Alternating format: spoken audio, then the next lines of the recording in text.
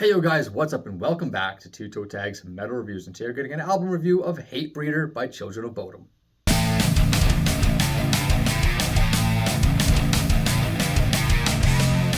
So this album turns 25 and it marks the introduction to our anniversary series where we're going to check out albums that are celebrating anniversaries. And it's been a long time since this album came out, obviously 25 years. This is kind of a special album to me because it kind of got me into the extreme side of the music spectrum back in the day, but I honestly have been waiting to hear what TV Fish has to think about, so I'm going to pass the floor to him, and you can kick this review off with your thoughts. Let's hear it. So this is round 3 for Children of Bodom on this channel. That's right, and they're not on the toe tag list either. They are not on the two toe tag list. We reviewed I Worship Chaos back in the first year of our channel. Right. Got toe tag 7.5. Yeah. We reviewed Hexed with the last album they made when it was new. We got a 7 and a 6, I believe. Yeah. So good, but like not at that level. Yeah. So this band, this is their third chance to get on that list.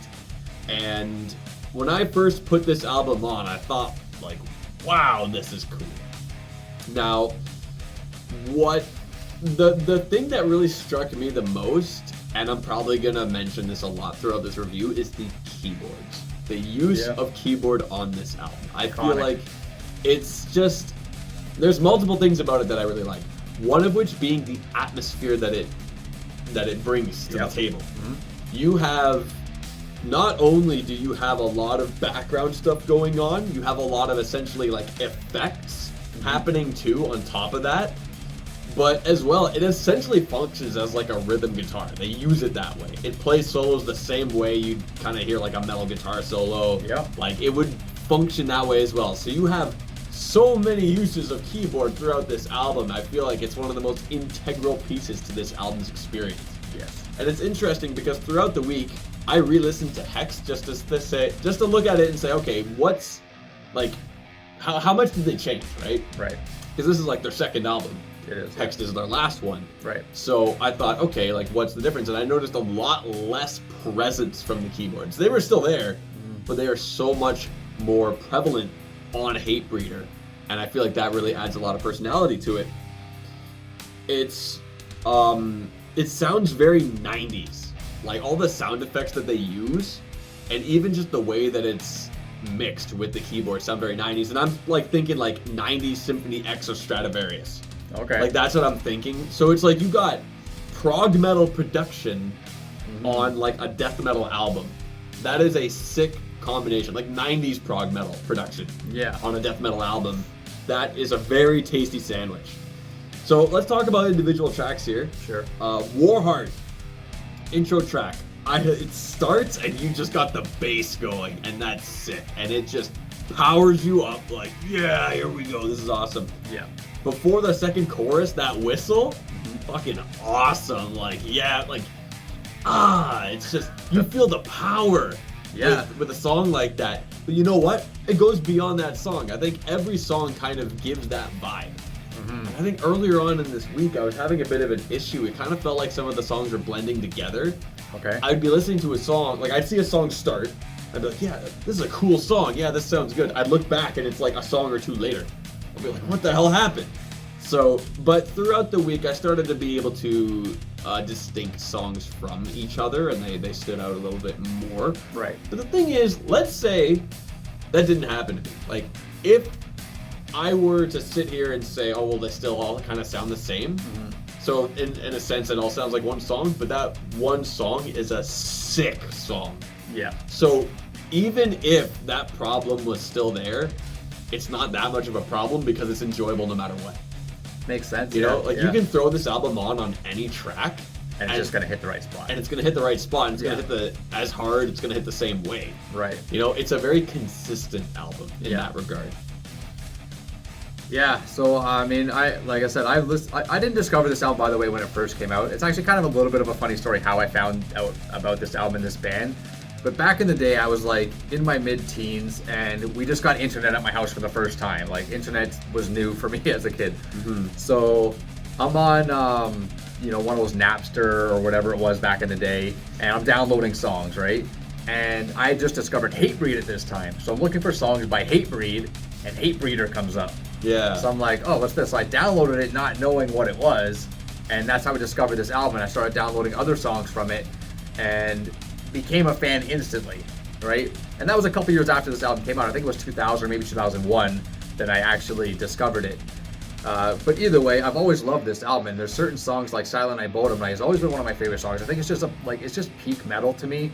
It's just such a well-written song, well-performed. It's just so good. One thing I want to mention though about the Spotify track listing on this. So track number 5 is Towards Dead End. Track number 6 is Black Widow. Mm-hmm. Now there's a little, this kind of sounds like a woodwind flute part or something like that. Oh, that thing, yeah. Yeah. So on Spotify, that part is actually at the end of Toward Dead End. Mm-hmm. But on the actual album, that's actually the intro to Black Widow.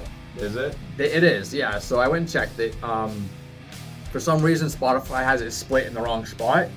The only guess I have as to why that happened is maybe it was ripped from a vinyl, and whoever ripped it didn't know where the track ended and started. Oh. Right? Something like that. So they ripped it, cut it in the wrong spot. I just think that's an interesting little tidbit for like old school Bodom fans. Might go, wrong split spot, but it is what it is. So one of my favorite things about this album, and about Bodom in general, because it's not exclusive to this album, but there's something that happens with this band, and it's related to the keyboards, which you talked about already, but it's something called the Psycho Strike. I call it the Psycho Strike. It's just a name I came up with, because it reminds me of the shower scene in Psycho, right? You know the shower scene where it's kind of going, wee. Yeah, the knife, they right? use that a lot. They use that a lot. But it's used in such an effective way on certain songs, where it really oftentimes it's like during a bridge to emphasize the power of the bridge, or a lot of times it's right at the beginning of the first verse or something like that, where it just hits as the verse is starting. It's on at least 5 of 9 tracks. Okay, Yeah. maybe more, but it's more than half the album they use this, and it's such an effective way for them to add emphasis to certain songs, certain parts of songs, and I really, really, really like that. Alexi was only 19 when he wrote this album, okay? Wow. He was a young buck, and he grew up in the 90s, so a lot of things you were talking about, how this sounds like almost a product of the 90s. I mean, it came out in 99, so obviously, obviously it is, but Alexi grew up in that time too. He was influenced by all that stuff, 80s, 90s stuff, so that makes a lot of sense. Another thing I want to mention about this album, but this is more like a comment on kind of metal in general, but this is just a good example of what I'm going to talk about. So a lot of people say that, where did metal get its roots from? Well, most people say it's from the blues, okay?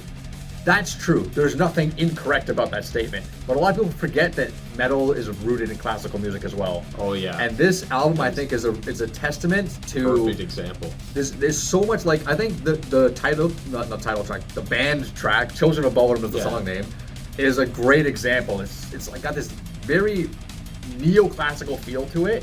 A lot of noodling, a lot of just stuff you find in classical music. I don't even know the exact technical terms for a lot of the things, but I know it when I hear it, and it's there. You can tell that the inspiration's there. It's derivative of that stuff, and much more so than the blues.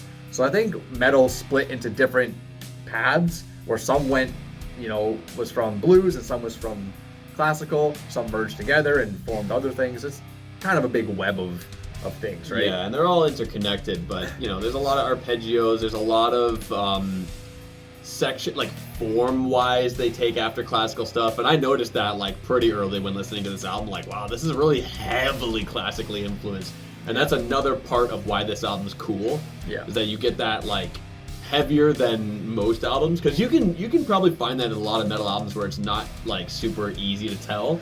Yeah. If you really look, but this one it's pretty clear and right in your face. Yeah, exactly. On top of that, the band track Children of Bodom is probably my favorite song on the album. Every single time it starts, it's hype. Oh, here we go. Hell yeah. Mm-hmm. And I feel like that song has everything that's cool about this album put into one song. It's got the cool intro or whatever. It's got the crazy solos. It's got the harpsichord. That's another thing in this album as well. This use of harpsichord. It has the gang vocals. It has literally everything that makes this album cool. Regarding the strike thing, the keyboard Psycho strike. Strike. The Psycho Strike. I'm pretty sure it was the title track of the album, Hatebreeder, where it's just a point where he's just dun, dun, dun, dun, dun, like he's like just mashing it essentially. I thought that part was pretty funny. It was cool, but it was funny hearing it just like. Yeah, it's got a lot of other cool things too. Like they use left and right channels in certain times. Oh, they do. There's right? in Silent Night, Bodom Night, when he says "For the Reaper" once more. When he whispers that, it's in the left channel. Yeah, that's really cool. I like stuff like that. It just shows that when they're making the album, there's a lot of passion. Yeah, right. They really took care with a lot of these tracks. Exactly. So I don't know. I'm ready to rate it. I think. Are you ready to rate it? I mean, I suppose. I mean, one other thing to mention that we're actually omitting from our review are two covers that are on this album, and I find that this band likes doing covers. Like they do. Yeah. They did do a lot of covers throughout the albums. One of them was "No Surrender" by a band called Stone. I believe it was Stone. I think there's No Commands. No Commands? I think there's No Commands by Stone. Yeah. Either way, that one, pretty cool sounding, like thrashier track, and a cover of Ace is High by Iron Maiden, which is a really, really cool cover. It is. Those are on the like deluxe remaster edition of the album, so we're not including them as part of our review. Correct. So it just, starts at Warheart, ends at Downfall, which it is quite a short album. Downfall. I have bad memories of Downfall. My first time seeing Bodom, huge circle pit for Downfall. I went down hard in the circle pit and got trampled. Damn, it was that song. It was that song. Yeah, I feel like I'll never forget it. The name is fitting. I got trampled, man. It was a scary moment. I thought I was gonna die. Like my life flashed before my eyes. People were stomping on my head and shit. And that was pretty early on. It was before the days where vocalists would be like, if you see someone fall down in the pit, you pick them up. Yeah, I know. That's like back in the day, you just trample them. That's the unwritten golden rule. And the people in that pit, they fucked up. They fucked up that day. But I was okay, bruised, but not broken. Anyway, let's rate this album. So, would you like to start? Sure.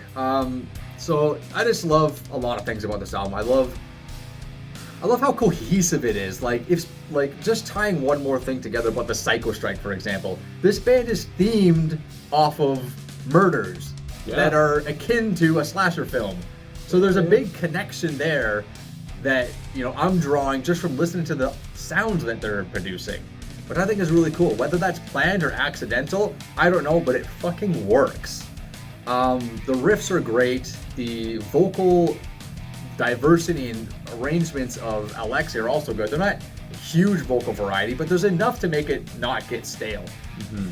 So I think this album has a lot going for it. I like every single track on this album. It's a pretty easy toe tag for me, and I'm really glad we had the chance to review it. So, one thing I did mention, or I guess was about to mention, that this is quite a short album.